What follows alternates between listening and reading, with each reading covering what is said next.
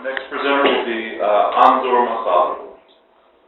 Во-первых, я хотел бы всех поприветствовать вас. Мне очень приятно присутствовать на этом важном мероприятии, на этой конференции.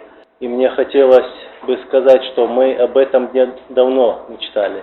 И вот мы сегодня здесь находимся в этом помещении и обсуждаем очень важные вопросы, которые накопились за все это время.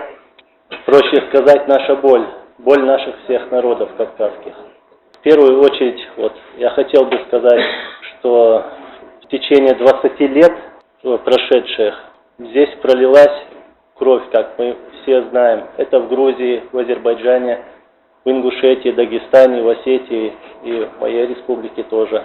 Все это происходило под разными лозунгами. Вешали сначала ярлыки, как тут говорили, сначала наведение конституционного порядка, потом борьба с терроризмом, борьба с бандитизмом. Еще более там было такое заявление одного известного российского генерала, что все чеченцы, начиная от 10 лет до 60 лет, являются террористами. Вот где сама жестокость, вот и где на самом деле терроризм. Я сегодня могу и вижу только российский терроризм. Терроризм, руководство России, которое она проявляет на Северном Кавказе, убивая нас, мы являемся жертвами этого терроризма. Чуть о сегодняшней ситуации. Да, там строят республику, дом построили, там аквариум, зоопарк построили и так далее. Но на самом-то деле там убивают людей, идет война по сегодняшний день, убивает кадыровских милиционеров, российских солдат, и ответные удары, гибнут чеченские парни. Но преступлений очень много, о которых некоторые даже не слышали. Буквально недавно, неделю тому назад, даже недели не будет, насколько я знаю, забрали несколько парней из селения Дарго, это высоко в горах находится это село. И по сегодняшний день никто не знает, где они. В селениях вокруг Грозного тоже, я слышал, забрали парней, тоже не знают, где они находятся. Есть такие случаи, что заходят, забирают студентов с университетов, высших заведений в Чеченской Республике. Их избивают, ломают и выкидывают. Как? Почему? А потому что, чтобы запугать население именно такими методами, и население запугивают. И почему тогда удивляется Россия, что какое-то сопротивление есть и так далее. Потому что есть такие преступления, людей доводят до этого состояния. Никто не хочет войны, конечно, все хотят жить, никто не хочет, чтобы родственников убивали своих.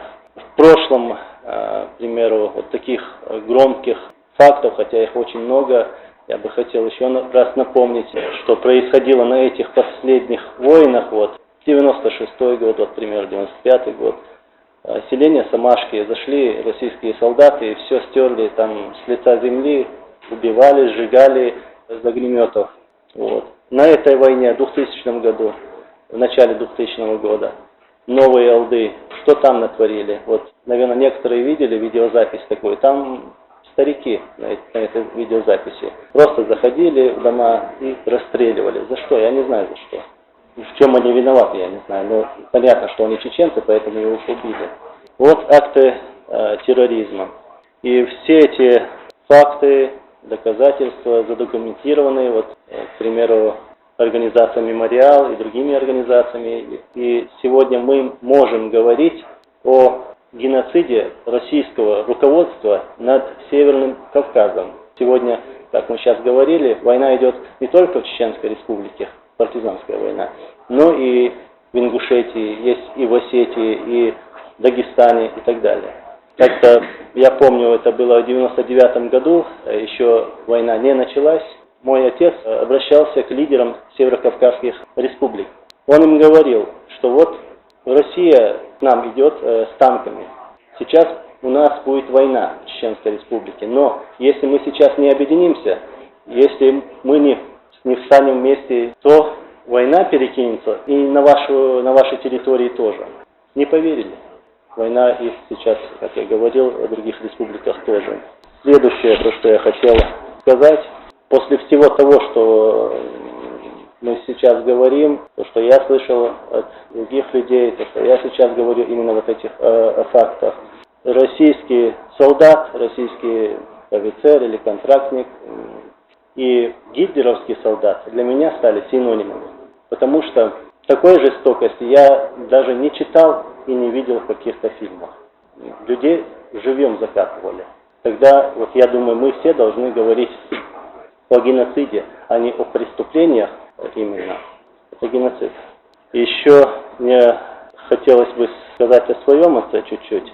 Все вы знаете, что он был человеком мира, хотя российское руководство всегда заявляло, там обвиняло, что он являлся террористом и так далее, и так далее. Бред, конечно, и он был человеком мира, как и другие наши президенты, которые погибли, защищая свою родину, начиная с Джохара Дудаева, который еще до Первой войны обращался к руководству России и говорил, что давайте вот сядем за стол переговоров и буквально за 30 минут мы все проблемы решим, и войны не будет, не прольется кровь.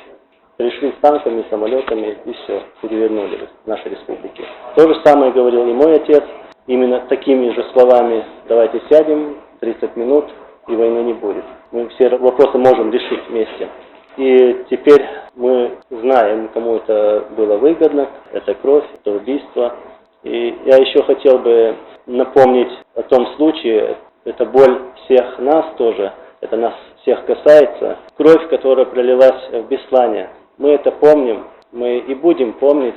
Почему я это вспомнил? Вот буквально даже недавно мы получили от российского руководства, российской стороны, такие бумаги, это они отвечали на вопросы Страсбургского суда. И там большая папка бумаг, 200 листов. И там написано, что Масхадов является там виновником этой трагедии в Нордосте. То, что было в Дагестане, вот я имею в виду 99-й год, события в Ботлихе, вот в этих районах.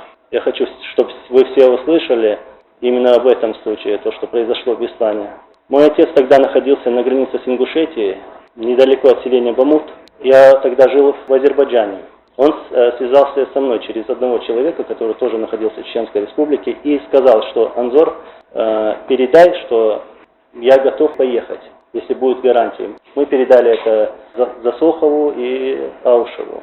И потом, когда российское руководство это узнало, они схватили всех моих родственников, моего отца тоже, да, вот, получается, и родственников других больших командиров Чеченской Республики, и начали штурм. И мы все знаем, что там произошло. Ну и вот я хотел именно сказать, почему тогда вот российское руководство может обвинять его за это. Выдумать, придумать там, они это могут. Они уже привыкли к этому. Хотел бы сказать о той ситуации, которой вот столкнулись, с чем столкнулись чеченские беженцы. Их очень много, к сожалению. К примеру, я живу в Норвегии, там их от 8 до 10 тысяч. Для нас это очень много.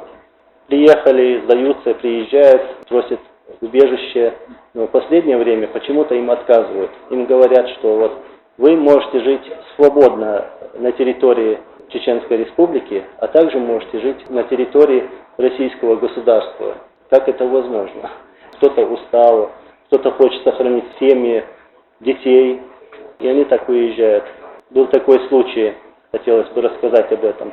Девочке 4 года, мы едем в машине, она сидит сзади, так говорит: а когда мы поедем домой, когда солдаты уйдут, когда мы поедем в Нохчиче? Нохчиче — это Чеченская Республика, мы так ее называем. Она спрашивает у меня. Я удивился, 4 года.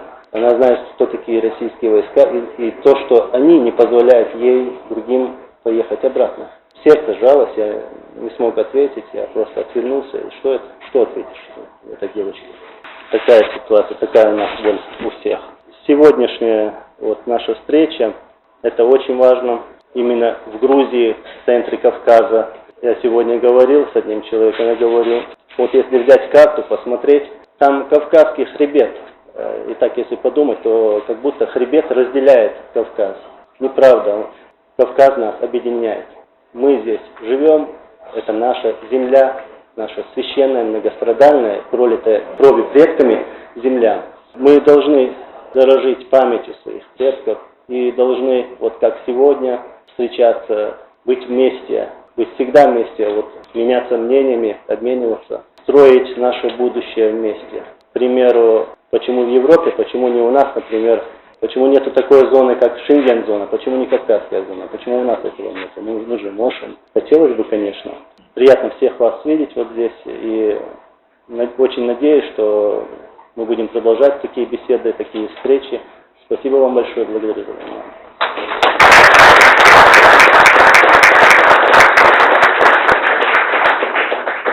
Thank you, Anzor